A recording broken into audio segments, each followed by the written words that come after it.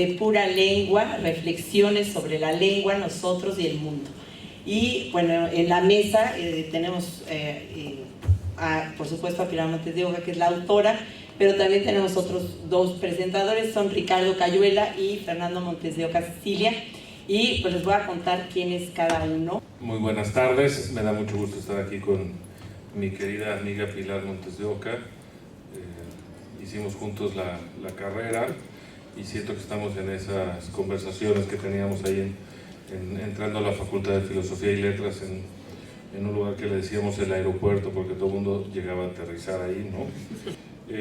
El libro de Pilar es un alegato dividido en artículos, es decir, tiene muy distintas entradas, todas relacionadas con el tema de la lingüística, de la lengua, del habla, etcétera, pero en realidad se puede leer como un único alegato y eso me parece que es quizá la parte que a mí más me gusta del libro, aunque me gusta a todos. Es decir, cada entrada es interesante, vale la pena, son una recopilación de textos independientes entre sí, en cierto sentido, pero al final se puede leer como un alegato. ¿Cuál es el alegato? ¿Qué es lo que piensa la lingüista Pilar Montes de Oca sobre la lengua, sobre los fenómenos lingüísticos? Primero, que la lengua es algo obviamente inherente al ser humano, es la marca distintiva, lo que nos hace distintos.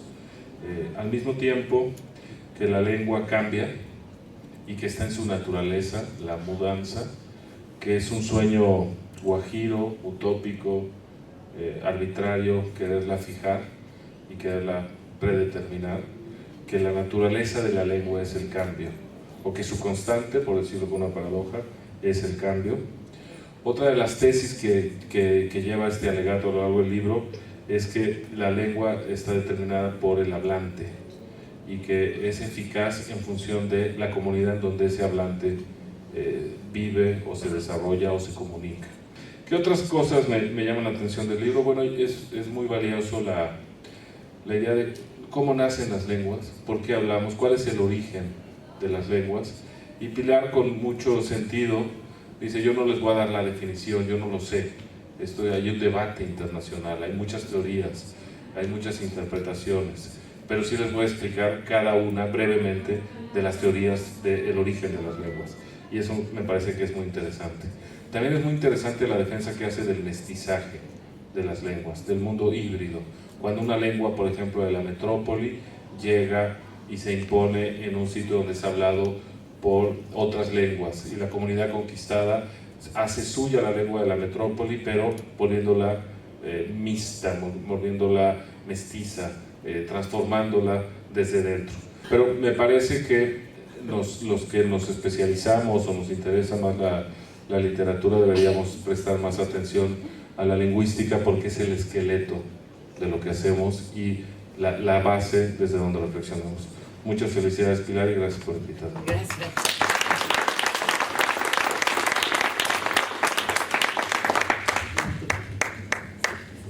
Bueno, ahora la autora.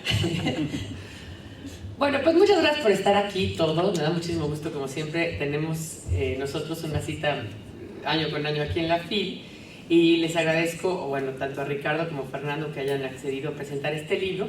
Y este libro, sí, como todo lo que ha dicho Ricardo es cierto, y creo que lo voy a empezar a retomar desde cuando él dice que la lengua nos compete a todos. Yo creo que uno puede decir: a mí me gusta el fútbol o no me gusta, a mí me gustan los coches o no me gustan, a mí me gusta el tema de las computadoras o no me gusta, pero la lengua, más allá que nos guste o no nos guste, es algo que todos usamos todos los días, ¿no? No se sabe en origen, y hay varias teorías, porque este libro tiene, la lingüística siempre tiene un lado antropológico, o sería una parte de la antropología.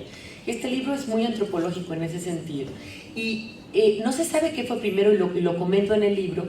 Si fuimos homo sapiens, si pudimos pensar porque pudimos hablar y pudimos estructurar un código en donde podíamos hacernos juicios de la realidad, o empezamos a hablar porque pudimos pensar.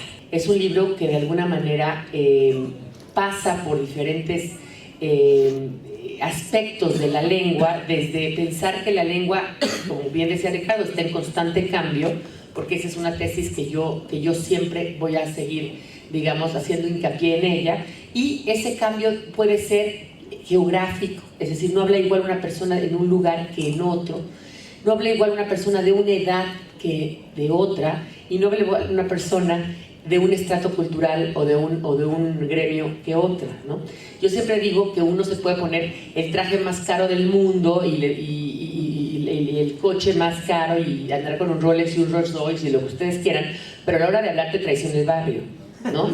Porque a la hora de hablar se nota lo que eres, a final de cuentas es lo que eres, se nota tu edad, se nota lo que lees, se nota lo que no lees, se nota lo que leíste de chiquito, que estudiaste y en qué, incluso dónde naciste y en qué colegio fuiste, ¿no?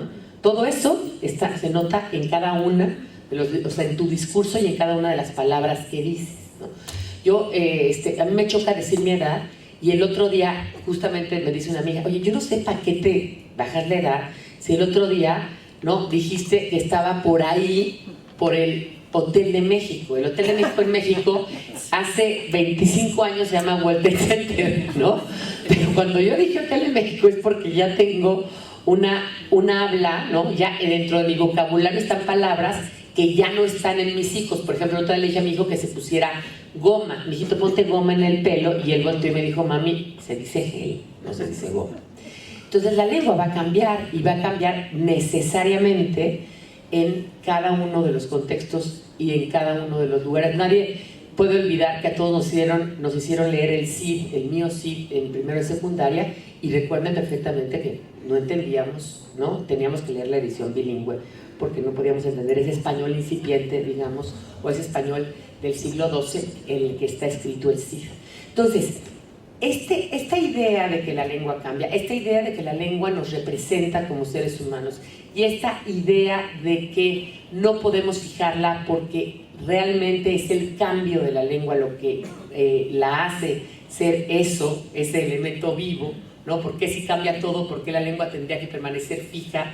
Lo que decía Ricardo es interesante, porque me meto en un tema que él llamó el mestizaje de las lenguas, y sí, que se llaman las lenguas pidgins y criollas, y que son estas lenguas que no te da tiempo, no les da tiempo, porque son Jamaica, ahí hay una lengua criolla, ¿no? Haití, en Filipinas, en muchos lugares, digamos, Macao, y en muchos lugares de islas donde hubo trato de esclavos o contacto militar o así, donde se tienen que formar las lenguas casi por contacto, y entonces la lengua de sustrato, la que se hablaba ahí, pierde un poco el lugar, y nada más se habla el famoso inglés o el español, pero de una manera muy básica. Por ejemplo, en este criollo jamaiquino se dice son, se dice que sol, se dice san, y san, que es arena, se dice san, ¿no?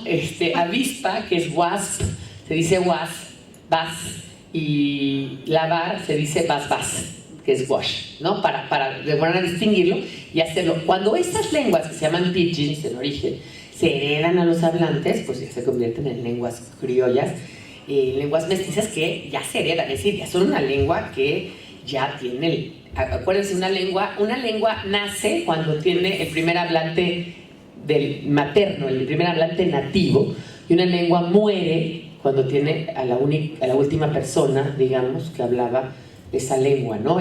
Por poner un ejemplo, el Nushu, esta lengua hablada por solamente mujeres en la provincia de Hunan, en China, muere en el año 2001, porque muere con la última hablante, la última persona que pudo, digamos, nacer aprendiendo esa lengua. Entonces, bueno, pues de alguna manera también hablamos de eso. Y también el hecho del género en la lengua, que es algo que me preguntan todo el tiempo. Hago un artículo que se llama Los vericuetos del género y el sexismo en la lengua, donde aclaro que el problema del sexismo en la lengua, que sí existe, es obvio porque la lengua es un reflejo de la realidad y del mundo circundante, y pues, si en el mundo circundante hay sexismo, pues obviamente en la lengua también lo tiene que haber, pero no está en el género, o sea, propiamente no es ahí donde está el problema del sexismo. Y les hablo de que hay muchas lenguas que tienen muchos géneros, o sea, en el español, coincide que hay femenino, masculino y neutro, pero hay lenguas donde hay más de 20 géneros diferentes, ¿no? Hay una lengua que es el Yirbal, donde dividen en 4 géneros y uno corresponde a mujeres, fuego y cosas peligrosas. Es un libro que yo creo que recorre muchos temas y yo creo que trata de acercarse a la gente para que, como decía Ricardo, no parezca clase de López Blanch, ¿verdad? Nunca fue. Muy bien.